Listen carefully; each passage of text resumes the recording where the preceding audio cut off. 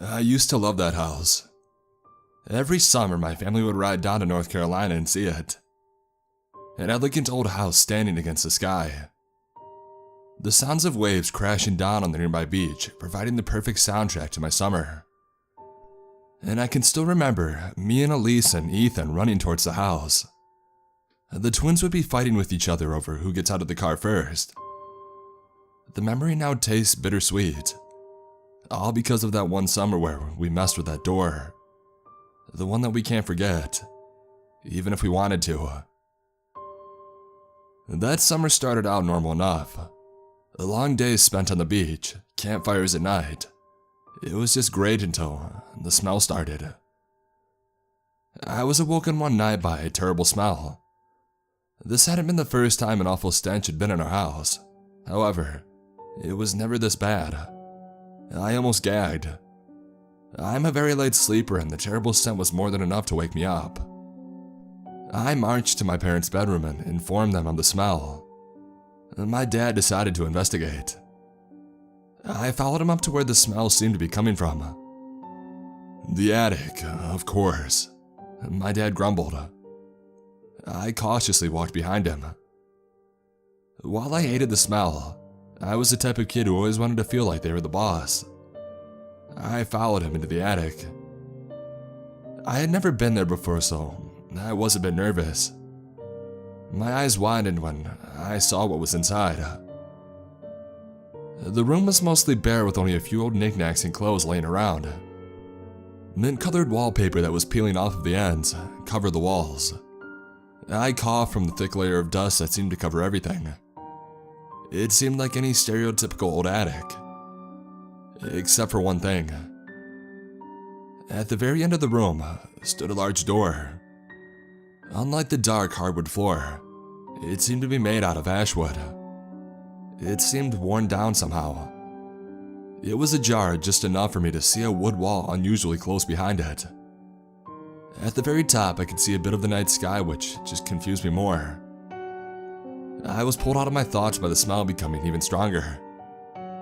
"Oh, I found it," my dad called out.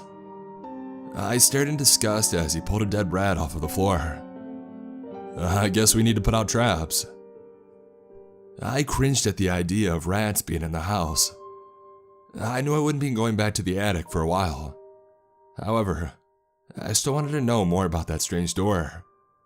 My curiosity got the better of me. "Hey Dad, what's with that door?"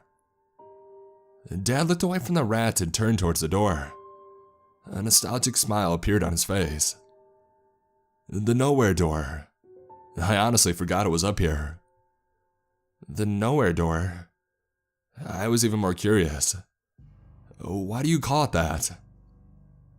Dad wore a smirk as he opened the door. I could now see the wall was literally right behind the door. He pushed on the wall and it fell down. As it fell, the night sky was revealed. I expected it to fall onto our backyard below, but to my surprise, it laid flat like a diving board. Dad chuckled at my bewildered expression. Your Aunt Connie and I had the same expression on our faces when we had first found it too. Grandma told me that her father built it. Why? His expression grew a bit somber. Well, he started to build this the fall after Lola had died. He probably needed something to keep his mind off of it. Oh, Lola, the great aunt that I never had the chance to meet. I think every family has a Lola. A family member that died too young and will ever leave a scar that carries over all future generations. Because her, all the children in my family are told to be wary of the ocean. Apparently Lola loved the ocean so much, she would sneak out to go night swimming. One night, she never came out. One of my older cousins told me that they had to bury an empty casket because they never found her body. My father soon disposed of the dead rat and we went back down the ladder. All throughout the night, I couldn't stop thinking about that weird door. Still, there was a chance for normalcy. That wasn't until Elise and Ethan caught wind of the attic. The twins were always looking for new places to have their little make-believe games in. They couldn't resist the idea of having their own space. "What are you guys doing?" I asked one day. I came up to the attic to investigate a ruckus that was coming from there. Elise and Ethan were dressed up in crude handmade pirate costumes, holding swords that were really just used paper towel rolls. Ethan smiled like he was extremely proud of himself. "Me and Elise are pirates looking for buried treasure. We're gonna be the rulers of the pirate world," Elise boasted. I rolled my eyes. At 10, most kids had outgrown playing pretend and all that stuff. But then again, most kids didn't have Ethan's huge imagination, or Elise's endless energy. And together, they were always going on an imaginary adventure, or getting in trouble. As in my own opinion at the time, I was very mature for a 14-year-old. I just couldn't get it. "You two need to be more quiet. I could hear you all the way downstairs," I said in my patented, "I'm older so I know best" voice. Ethan looked a little embarrassed, but Elise just pouted. "Fine," she said sarcastically. They tried to be more quiet after that, but they returned to being that loud the next day. It became a daily occurrence to hear them laughing and running in the attic. One night it became louder than usual. Mom and Dad were spending a romantic night at the beach, and I figured that we would be fine. It was barely a 3-minute walk away from the house after all. I was trying to sleep when the sound of feet pounding on the floor above me woke me up. I sighed angrily. I marched down the hallway to the ladder, ready to give them a piece of my mind. As soon as I saw the inside of the attic, my mind stopped. All I could say was, "What are you doing?" The nowhere door was wide open with Elise standing on the extended plank of wood. Ethan was right behind her, just about to join her on the plank. "Sarah!" Ethan yelped. Elise quickly got off of the plank. "Are Mom and Dad back?" Ethan asked nervously. My initial shock was soon replaced with anger. "That's what you're worried about? That plank's been there since Grandma was a kid. It could have broke at any time." "Well, we were playing pirates and we thought it'd be fun to use the door as a..." Ethan began. "I don't care," I interrupted. "You guys could have died. Now get away from there." I went over to the door and pulled the plank up. "You always act like you're the boss of us when you're not," Elise shouted. Newsflash. When Mom and Dad are out, I am in charge. I grabbed her arm to pull her out of the attic. I went to get Ethan. I saw that he had moved halfway into the space between the plank and the door, his hand ready to close at any time. "Ethan?" I growled. "You can't tell me what to do. I'm Captain Ethan Lindbergh of the King Ed's Revenge." He seemed to gain confidence with every word. I gave Ethan a flat look while Elise smiled wildly and gave him a thumbs up. I began to walk towards him so he wouldn't mess with that stupid door. Ethan quickly slammed the door shut, placing himself in that tiny space. "Ethan!" I yelled. I ran towards the door and I tried to force it open. It wouldn't budge. "Open this door right now." "Yes, I have bested the evil Queen Sarah," Ethan boasted in an overdramatic tone. Elise cheered and I turned to glare at her. "Now I have saved the kingdom and..." Ethan's delusions of grandeur suddenly stopped right in the middle. And then he was quiet for a second. Eerily quiet. "Ethan, very funny, now open it." No response. "Ethan, stop messing around." I suddenly got the horrible image of Ethan falling off the side of the house. "Ethan?" I repeated once more, fear creeping into my voice. This time, I got a response. "Sarah?" Ethan asked. There was something off with his voice. He sounded very confused. "Yeah, I'm here." I couldn't help but be relieved that he was okay. "Please come out now." "I can't. When I try to twist the knob, it won't move. And there's something weird with the closet. I don't think I'm in it anymore." "Oh, really? Are you in Narnia now?" I was beginning to get annoyed again. although Elise crept closer and seemed to be genuinely concerned. "Where are you?" she asked. "I don't know, it's really dark, but I can tell it's bigger than the closet. It also smells really bad. The floor is made of dirt. I think it might be a cave." Ethan's voice then became frightened. "Guys, I think I saw something. Please open the door." "I'm trying, but it won't open. Unlock it." "I didn't lock it," Ethan yelled. "Please just..." Suddenly he yelped. "It's coming closer." The door began to shake like Ethan was banging his body against it. At first, I thought Ethan was just pulling my leg, but the fear in his voice didn't seem fake. Plus, I doubt that he would have pounded on the door that hard if he didn't think he was in danger. Another thing occurred to me. I had never seen the nowhere door completely closed before. Considering how old the door was, the locks might be broken. "Elise, go get Mom and Dad.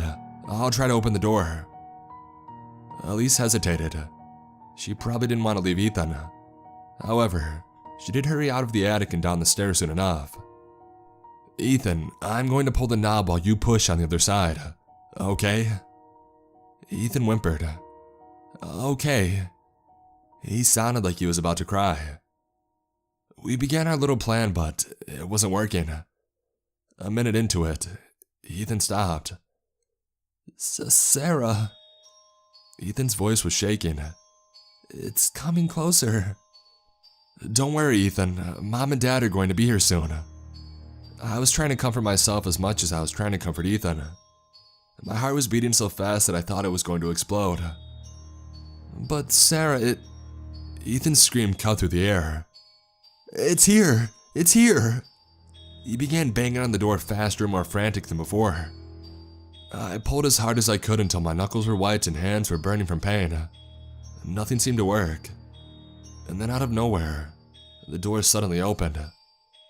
Since it was so sudden and I was pulling so hard, I fell onto the floor. "Ethan, Sarah, what's going on?"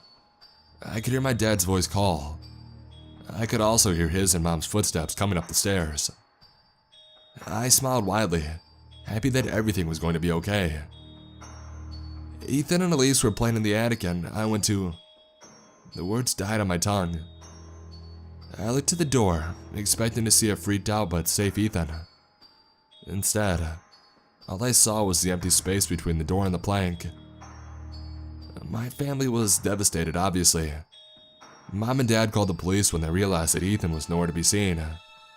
Of course, no one really thought me and Elise's story was real. Hell, I wasn't even sure if it was real. The next night, Mom and Dad were downstairs talking and trying to comfort each other. I was laying in bed, unable to sleep. I nearly jumped out of my bed when I heard footsteps coming down from the hallway. I peeked out of the door to see Elise walking towards the attic. "What are you doing?" I hissed. Elise flinched. She turned to me and I could see that her face was extremely pale. Her eyes were red from crying. "Sarah, I saw Ethan." "What? Really? We have to tell Mom and Dad." I felt like I had some hope again. However, Elise shook her head. "No, I saw him in a dream." She hesitated. "Well, a nightmare." Ethan was hiding behind a dead tree. Weird things were looking for him. Ethan looked so scared. Elise almost started crying but stopped herself. And then he turned to me. He looked shocked at first and I knew that he could see me too. Ethan mouthed something to me. "Open the door." And then I woke up. Elise finished her story and looked at me with pleading eyes. "We need to go up there and open the door. Mom and Dad wouldn't believe me. But you were there. You know." I sighed. "Elise, that was just a dream. You're worried about Ethan and you were just freaked out by whatever happened last night. That's why you had that dream. Besides, Mom and Dad don't want us going into the attic without them." Elise grabbed my shirt and pulled on it. "I know it was real. This might be the only way to get Ethan back." She spoke passionately, her voice rising with every word. "If we don't, Ethan might." Elise began crying. She buried her face into my chest. I tried to soothe her as best as I could. She was taking Ethan's disappearance the hardest. "Okay," I said reluctantly, "but at the first sign of trouble, we're getting Mom and Dad." Elisa's eyes lit up and she quickly nodded her head. We headed up the ladder and into the attic. All the miscellaneous items had been moved out earlier in an attempt to find any sign of Ethan. The attic felt so much bigger when it was empty.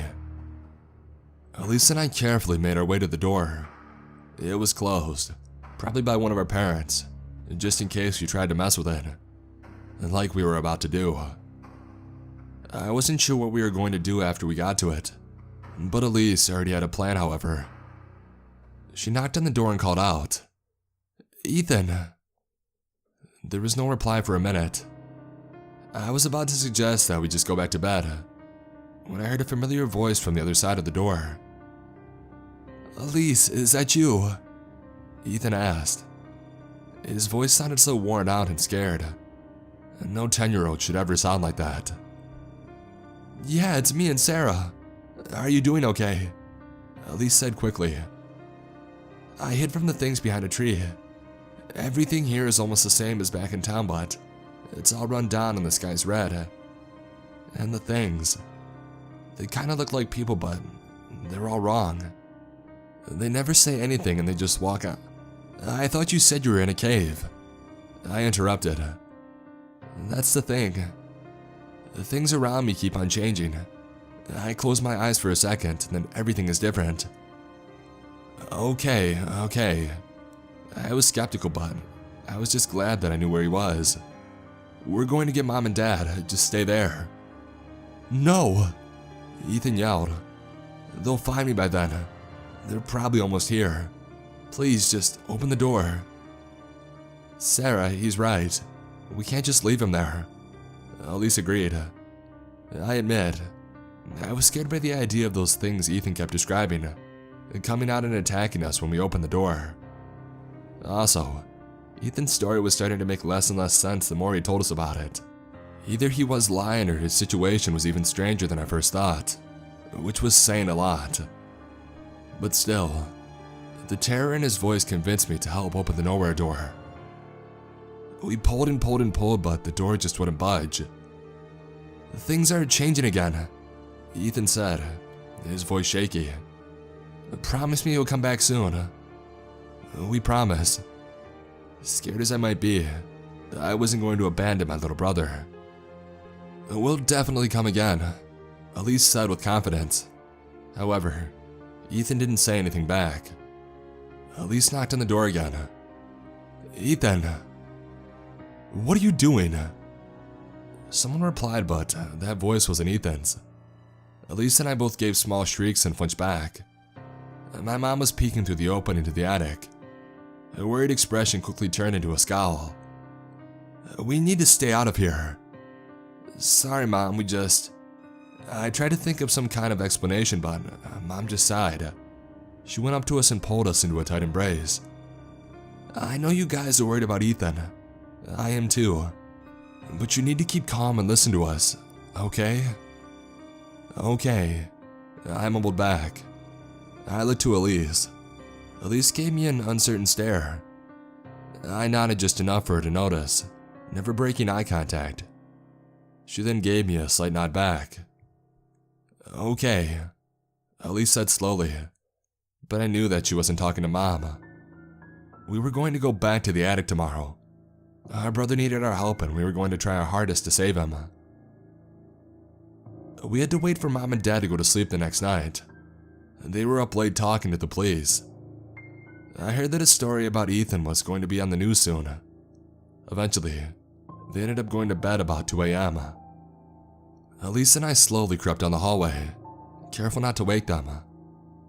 After we got to the attic, we closed the hatch to the attic and we locked it. Elise went to the door and knocked on it. "Ethan?" she asked. A few seconds went by and Ethan replied. "Yeah," he said weakly. He sounded like he was sick. It briefly occurred to me that Ethan probably hadn't eaten anything in 2 days. I thought it was strange that he didn't mention anything at all. Ethan, we're going to pull as hard as we can while you push hard on the other side. Can you do that? I asked. Ethan hesitated for a second. I'll try. Alicia and I put both of our hands on the doorknob. We pulled so hard that our knuckles turned white. Ethan was doing his part, pushing so hard that I thought the door was going to crack. And suddenly a ray of hope appeared. I could feel the door start to slowly open. I smiled brightly. I was finally going to get my brother back. And then it all went wrong. The door opened just a bit. The door still wasn't naturally hard to open all the way, but it was still something. And then the arm came through the other side of the door. It was horribly emaciated, with its skin mottled and possibly rotten. The fingers were unnaturally long and spider-like. And more than that, the skin on the arm began to burn away almost immediately. Before me and Elise could scream, an inhuman shriek came from the other side of the door. The arm quickly went back to the other side.